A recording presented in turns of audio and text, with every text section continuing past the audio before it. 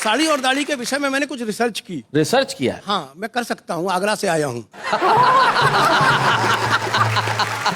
एक हमारा जैसा कवि था, एक औरत जा रही थी, बहुत सुंदर साड़ी थी, उसमें हवाई जहाज बने हुए थे, एक कितने सारे हवाई जहाज बने हुए थे, वो गौर से देख रहा था। तो औरत को बड़ा गुस्सा आया, बोले आप क्या देख रहे हैं, आपने कभी औरत नहीं देखी? बोले देखी है। फिर आपने क्या साड़ी नहीं देखी? बोले साड़ी भी देखी है। तो क्या आपने हवाई जहाज नहीं देखे? वो भी देखे, लेकिन इतना बड़ा हवाई अड्डा नहीं देखा।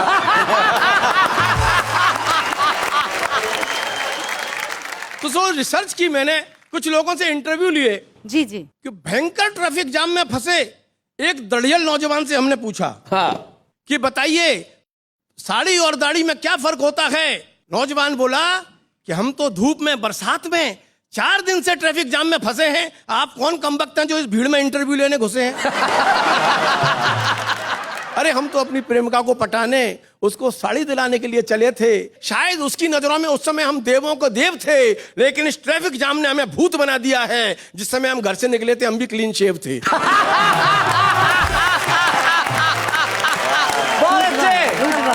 वाह वाह। हमने एक सरकारी दफ्तर के बाबू से पूछा कि साड़ी और दाढ़ी में फर्क बतलाइए। बाबू बोला अरे आपको नहीं पता, ये सत्य तो जग जाहिर है, घोषित है।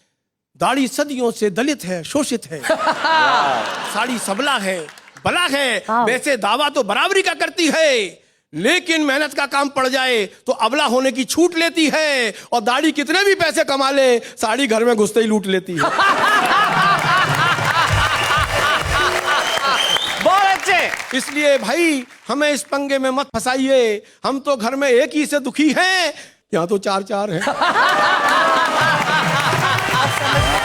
घर में तो एक ही हमारा खून पी रही है, यहाँ तो 4-4 हैं। और 5वीं का जिक्र मैं नहीं करूंगा, क्योंकि आप ही की बगिया है शैलेश जी, आप ही माली हैं, और 5वीं हत्या तो आपने ही संभाली है। मैं सिर्फ जवाब के तौर पर आपको 4 पंक्तियों के जरिए एक छोटी सी बात बताना चाहती हूँ, आप तक पहुंचे कि जब जवानी कोई मचलती है, जब जवानी कोई मचलती है, जान बुढ़ों की बहुत जलती है।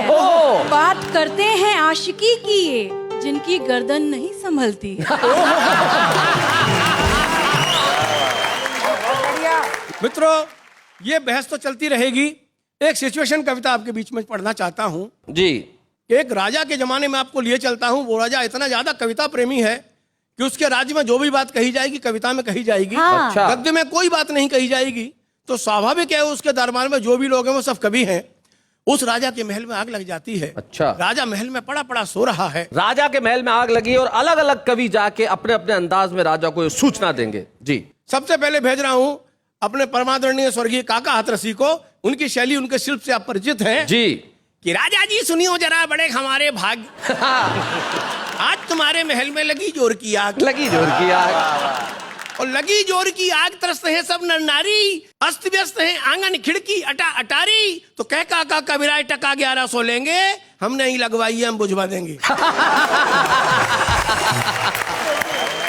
आदरणीय संतोषानंद जी बहुत बड़े फिल्मी गीतकार हैं जी। उनका फिल्म क्रांति का एक गीत बहुत हिट हुआ, जिंदगी की न टूटे लड़ी, प्यार कर ले। इसी शो में वो सुना के भी गए हैं। तो सुनिएगा, अगर उन जैसा कोमल गीतकार जैसा राजा से कहेगा कि तेरे महल में आग लगी, तुझे क्या करना चाहिए? जल रहा है महल भी तो क्या, ओहो, हम कहेंगे हर एक मोड़ पर, दिल की दुनिया बसाएंगे हम, तुझको जलता हुआ छोड़कर। तो लंबे चौड़े खजाने को छोड़ो, दे दे तू अपने जूते घड़ी घड़ी। प्यार करने की किसको बड़ी, प्यार करने की किसको पड़ी। मित्रों, इसी क्रम में बहुत प्रसिद्ध गीतकार हैं देश के, पद्म विभूषण श्री गोपाल दास जी नीरज, वो भी इस शो में आए। हाँ, उनका बहुत प्रसिद्ध गीत है, आदमी को आदमी बनाने के लिए जिंदगी में प्यार की कहानी चाहिए, और कहने के लिए कहानी प्यार की स्याही नहीं आंखों वाला पानी चाहिए। सुनिएगा, उन्हीं की शैली, उनका शिल्प 2 पंक्तियों में देखिए।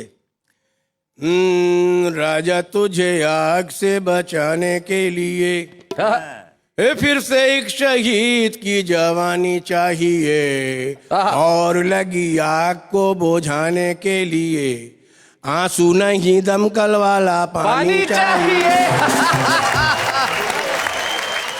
और इसी क्रम में स्वर्गीय ओम प्रकाश आदित्य, एक उनके साथ दिक्कत थी कि वो जाति के ब्राह्मण हैं। जी। तो संस्कार कविता में किस तरह से हावी होते थे, वो उनके साथ आप एक प्रयोग देखिएगा। जी। महल जल रहा है, राजा सो रहा है। ओ राजा मुंह रखे मानी। अब जल रहा है तो कुछ भी कह लो। ओ राजा मूरख अभिमानी, देनी है तुझको कुर्बानी, मची हुई कैसी हलचल ये, हवन कुंड है आज महल ये, धुआं धुआं गगन हो रहा, हवन कुंड में हवन हो रहा, राजा की एक टांग जली स्वाहा। एक बहुत प्रसिद्ध कवि हैं श्री बाल कवि बैरागी, सुनिए।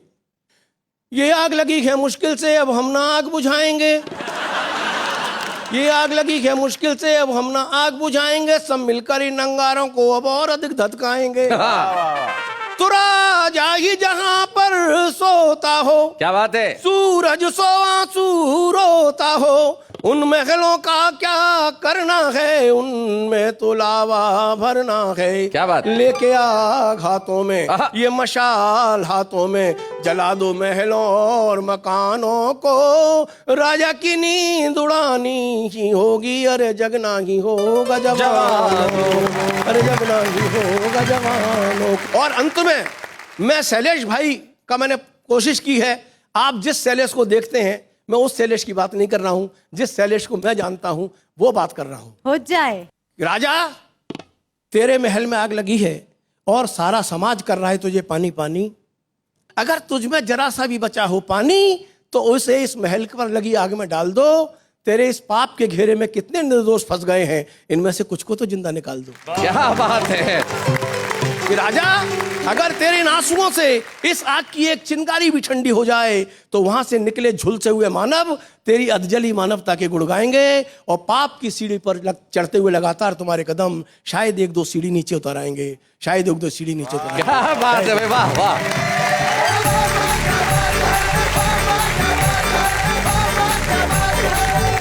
भाई बहुत बढ़िया हरीश चतुर्वेदी जी, आपने कमाल किया। दाढ़ी साड़ी के जो फर्क बताया वो तो अद्भुत थे, और जो सिचुएशनल पोइट्री थी वो कमाल की थी। लेकिन मैं नेहा के मेहता तुमसे पूछना चाहता हूं कि अगर आग लगी हो महल में और तुम्हें राजा को कविता के रूप में कहना है तो क्या कहोगे?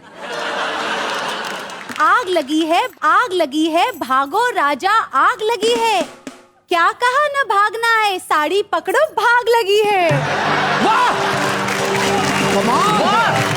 कमाल है।